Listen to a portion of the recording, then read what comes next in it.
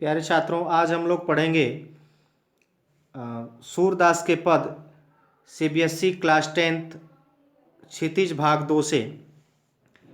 सूरदास जी के जन्म के बारे में बताया जाता है कि उनका जन्म मथुरा के पास रुनकता में हुआ था 1478 ईस्वी में। उनकी मृत्यु बताई जाती है 1583 ईस्वी में पारसौली के निकट हुई थी। और इनकी 3 रचनाएं हैं जिनमें इनके पदों का संग्रह किया गया है, जैसे सूरसागर, सूरसारावली और साहित्य लहरी। इन तीनों में से सूरसागर सबसे प्रसिद्ध रहा है। पहले पद में सूरदास जी बता रहे हैं कि उद्धव को गोपियां जो हैं, जब उन्होंने योग का संदेश उन्हें देना शुरू किया तो गोपियां उन्हें अपने मन की बात बता रही हैं, उलाहना दे रही हैं, किस तरह से उन्हें समझा रही हैं। करें कि उद्धव तुम हो अति बड़े भागी, आए उद्धव तुम बड़े ही भाग्यशाली हो। अर्थात गोपियां व्यंग करते हुए कह रही हैं कि आए उद्धव तुम तो बड़े ही अभागे हो, क्योंकि कृष्ण जो प्रेम के सागर हैं, अपरस रहत स्नेह तगाते, उससे आपका कोई स्पर्श नहीं हुआ है। स्नेह मतलब जो प्रेम की डोर होती है, जो कृष्ण के पास है, जो सागर के समान है, उनके पास रह करके भी आपने उसको उसमें अपने आप को डुबाया नहीं। ना ही मन अनुरागी और ना ही आपका मन इस प्रेम में अनुरक्त हुआ है। पुरैन पात रहत जल भीतर, आपका जीवन उसी प्रकार से है जिस प्रकार से पुरैन पात रहत जल भीतर, पुरैन का पत्ता जो है वो जल के भीतर रहता है। तारस देहन दागी, फिर भी उसके ऊपर पानी की एक बूंद का धब्बा भी नहीं पड़ता है। ज्यों जलमाह तेल की गागर, जिस प्रकार से तेल लगी हुई गगरी को जल में डुबा कर निकालने पर उसके ऊपर पानी की एक बूंद भी नहीं टिकती है, उसी प्रकार से आपका जीवन है। क्योंकि आप जो प्रेम का सागर कृष्ण है, उसके स्नेह से आप अछूते हैं, आपका उससे स्पर्श ही नहीं हुआ है और ना ही आपका मन उस प्रेम में अनुरक्त हुआ है। प्रीति नदी में पाँव न बोर्यो, कृष्ण के पास जो प्रेम की नदी है, यह प्रेम जो है एक नदी के समान है और वह कृष्ण के पास है, उसमें आपने अपने पाँव तक भी नहीं डुबोया है। दृष्टि न रूप परागी, और आपकी आंखें उस प्रेम को अच्छे से देख करके मोहित नहीं हुई हैं। सूरदास अबला हम भोरी गुर चाटी ज्यों पागी। सूरदास कह रहे हैं, गोपियां उद्धव को बता रही हैं कि हम तो अबला हैं, भोली भाली हैं, हमें जो ही आप कहेंगे हम भोली भाली हैं, हम तो कृष्ण के प्रेम में लिपटी हुई है और हमारा प्रेम कृष्ण के प्रति उसी प्रकार से है जिस प्रकार से चींटियों का गुड़ से होता है। चींटियां यह जानती हैं कि गुड़ में जाने के बाद हम उसमें लिपट जाएंगे, हमारा प्राण चला जाएगा, फिर भी वो उसके पास जाने से अपने आप को नहीं रोक पाती हैं। उसी तरह से हम गोपियां भोली हैं, हम कृष्ण के प्रेम के बिना नहीं रह सकती। दूसरे पद में गोपियां उद्धव से कह रही हैं कि आए उद्धव, मन की मन ही माज रही, हमारे मन की जो बातें हैं हमारे मन में ही रह गई, हम कृष्ण के सिवाय किसी दूसरे से वह बातें नहीं कह सकते। कहिए जाय कौन पे उद्धव, तो यदि अब हम उनसे अपनी बातें नहीं कह पाए तो किससे जा करके हम अपने मन की बात को कहें। नाहिन परत कही, हम किसी से नहीं कह सकते, हम अपनी बात को किसी से कह नहीं पा रहे हैं।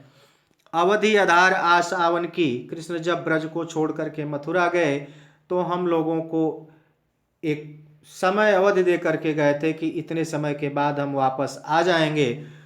जब आप योग का संदेश लेकर के आए हैं तो यह स्पष्ट हो गया है कि अब वह कृष्ण नहीं आएंगे।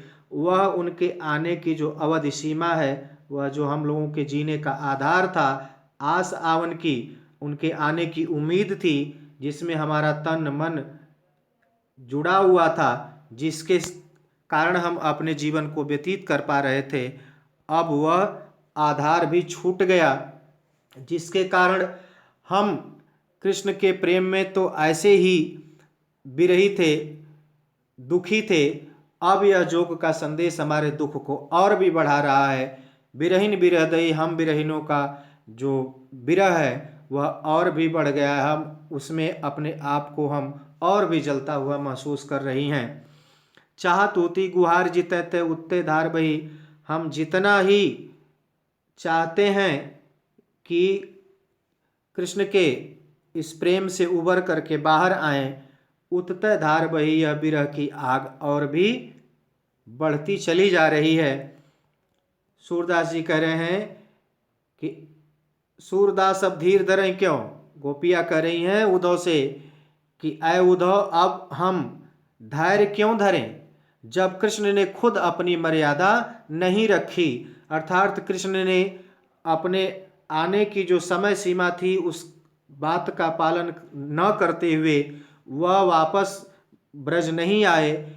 इस तरह से उन्होंने अपनी मर्यादा नहीं रखी, अर्थात प्रेम की मर्यादा नहीं रखी। अतः अब हम किस बात को लेकर के अपने मन को धैर्य दें, ढाढ़स बधाएं, अर्थात अब हमारे पास ढाढ़स बधाने के लिए, धैर्य बधाने के लिए कुछ भी नहीं है। अगली पंक्तियों में सूरदास जी कह रहे हैं, गोपियाँ बता रही हैं कि हमारे हरिहारिल की लकड़ी, आए उद्धव, हमारे लिए कृष्ण जो है वो हारिल पक्षी के पंजों में दबी हुई लकड़ी के समान है। जिस प्रकार से हारिल पक्षी हमेशा अपने पैरों में एक लकड़ी दबाए रहता है, जिसे समझता है कि यह मेरे लिए एक आधार है, उसी तरह से कृष्ण को हम कभी भी नहीं छोड़ सकते। हमारे लिए कृष्ण जीवन के आधार हैं। मन क्रम वचन नंद नंदरुण उर, हम जो है मन से, कर्म से, वचन से नंद नंदन, नंद बाबा के उस पुत्र कृष्ण को अपने हृदय में बसाए रहते हैं।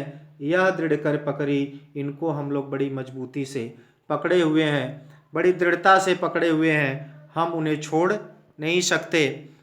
जागत सोवत स्वप्न दिवस नीति निशी, चाहे हम जाग रहे हों, सो रहे हों, स्वप्न आ रहा हो, चाहे वो दिन हो या रात हो, कान कान जकरी, हम कृष्ण कृष्ण का रट लगाए रहते हैं। वही हम उनको हम मजबूती से पकड़े हुए रहते हैं। सुनत जोग लागत है ऐसो, यदि जब कृष्ण के प्रति हम लोगों का प्रेम इतना प्रगाढ़ है, मजबूत है, उस बीच में आपके द्वारा लाया गया यह जोग का संदेश सुनने पर ऐसा लगता है जैसे कड़वी ककरी जो मुंह का जायका बिगाड़ देती है, उसी प्रकार से आपका जोग का संदेश हम लोगों को लग रहा है। सुतौ व्याधि हमको ले आए, सु मतलब आप, तो व्याधि मतलब रोग, आप यह रोग हमको ले आए, हम लोगों को देने के लिए आप लाए हैं। यह जोग का जो रोग है वह आप हम लोगों को देने के लिए लाए हैं, जिसको हम लोगों ने देखी ना तो कभी हमने देखा है, ना सुना है, और ना ही इसको कभी भोगा है, मतलब ना ही हमने कभी यह जोग किया है। यह तो सूर तीनई ले सौंपो, सूरदास जी कह रहे हैं कि गोपियां उद्धव को समझा रही हैं कि यह तो अय उद्धव, या तो अय उद्धव तुम उनको ले जा करके देना, उनको सौंप देना, सौंपना मतलब देना, तीनई, जिनको, उनको ले जा करके देना जिनके मन चकरी मतलब चंचल रहता है। अय उद्धव, यह जोग का संदेश आप उनको ले जा करके दीजिएगा जिनका मन चंचल रहता है, स्थिर नहीं रहता है। हम गोपियाँ करें कि हम लोगों का मन तो कृष्ण पर ही स्थिर है। चौथे पद में गोपियाँ कर रही हैं कि आए उद्धव, हम अब जान गए हैं कि हमारे हरि जो है वो राजनीति पढ़ आए। मतलब कृष्ण अब राजनीति पढ़ करके आ गए हैं। अब वह हम लोगों को छलना चाहते हैं।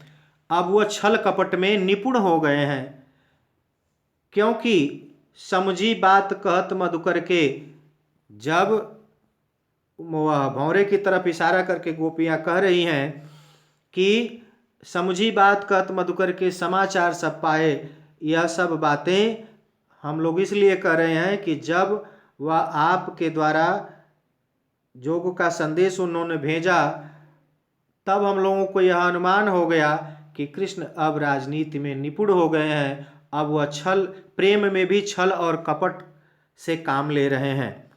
इक अति चतुर होते पहले थे। इक मतलब एक, तो अति मतलब अत्यंत, चतुर चालाक थे, होते हैं मतलब थे, पहले से। एक तो वह पहले से ही चालाक थे। अब गुरु ग्रंथ पढ़ाए, अब उन्हें किसी ने राजनीति का पाठ और भी ढंग से पढ़ा दिया है, जिसके कारण अब वह छल कपट जान गए हैं। बड़ी बुद्धि जानी जो उनकी जोग संदेश पठाए। उनकी बुद्धि का बढ़ना हम लोगों को तब पता चला जब उन्होंने जोग का संदेश पठाया। उद्धव भले लोग आगे के, गोपियां कर रही हैं कि आए उद्धव, भले मतलब अच्छे थे, लोग आगे के मतलब पहले के, मतलब पुराने समय के लोग, प्राचीन समय के लोग बहुत ही अच्छे थे। परहित डोलत दाएं, दूसरे के हित के लिए, परोपकार के लिए डोलत दाएं वह तत्पर रहते थे, चलते थे। अब अपने मन फेर पाए हैं। जब कृष्ण जो है छल कपट से काम ले रहे हैं, तो अब हम अपने मन फेर पाए हैं। अब हम लोग अपना मन, जो कृष्ण ब्रज से जाते समय मथुरा लेकर चले गए हम लोगों के मन को, अब हम अपने मन को फेर मतलब वापस चाहते हैं, पाना चाहते हैं। चलत जो उते चुराए, जाते समय जो उन्होंने हमारे मन को चुरा लिया, उस मन को हम फिर वापस चाहते हैं। क्योंकि ते अनीति करे, ते क्यों अनीति करें आपुन, जे और अनीति छुड़ाए। वह ते मतलब वे क्यों अनीति करें, जब वह दूसरे की अनीति को छुड़ाने वाले हैं।